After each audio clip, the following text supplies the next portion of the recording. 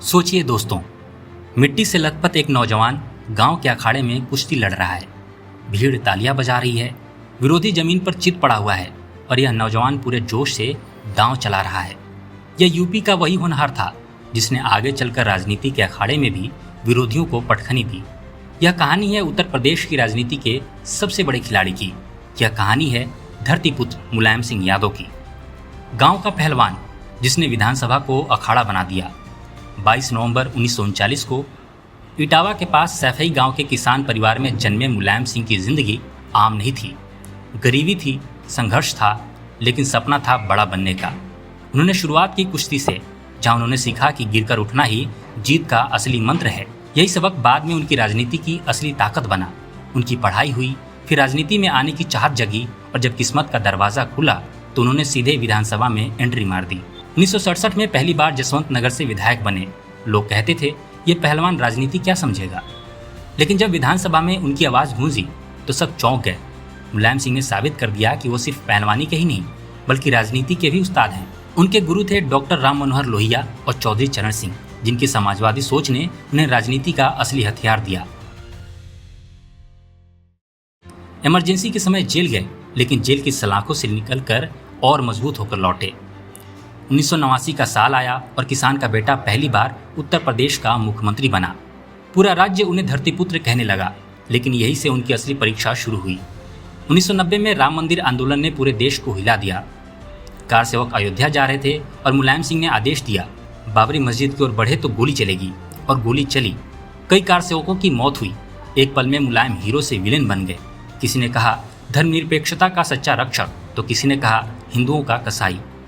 लेकिन इतना तय था कि अब मुलायम राष्ट्रीय राजनीति में सबसे बड़ा चेहरा बन चुके थे। 1992 में उन्होंने अपनी अलग समाजवादी पार्टी बनाई और चुनाव चिन्ह साइकिल को अपनाया। उस समय किसी ने सोचा नहीं था कि यह साइकिल पूरी यूपी की राजनीति को दौड़ा देगी। 1993 में उन्होंने बहुजन समाज पार्टी के कांशीराम के साथ हाथ मिलाया। नारा गूंजा, मिले मुलायम कांशीराम, हवा में उड़ गए जय श्री राम। बीजेपी की हवा थम गई, लेकिन राजनीति में भरोसा पल भर में टूटता है। लखनऊ गेस्ट हाउस कांड हुआ और सपा बसपा का गठबंधन बिखर गया। 1996 में मुलायम सिंह का नाम प्रधानमंत्री पद की रेस में सबसे आगे था। पूरा देश मान चुका था कि अब यूपी का यह पहलवान दिल्ली की गद्दी संभालेगा। लेकिन राजनीति हमेशा अपने पत्ते पलटती है। लालू, शरद और चंद्रबाबू नायडू ने गेम बदल दिया। देवगौड़ा प्रधानमंत्री बन गए और मुलायम सिर्फ रक्षा मंत्री की कुर्सी तक सिमट कर रह गए। मुलायम ने खुद बाद में कहा, दिल्ली हमेशा दूर ही रही। मुलायम सिंह यादव सिर्फ फैसलों से ही नहीं बल्कि अपने बयानों से भी सुर्खियों में रहते थे। कभी महिला आरक्षण पर बोलते तो पूरा देश भड़क उठता। उनका एक मशहूर बयान था, लड़के हैं गलती कर जाते हैं।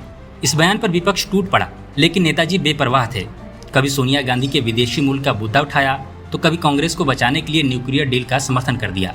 उनकी जुबान पर हमेशा कुछ ऐसा होता था कि मीडिया की सुर्खियां पक्की हो जाती थी। लेकिन सबसे बड़ा दंगल तो उनके अपने ही परिवार में छिड़ गया।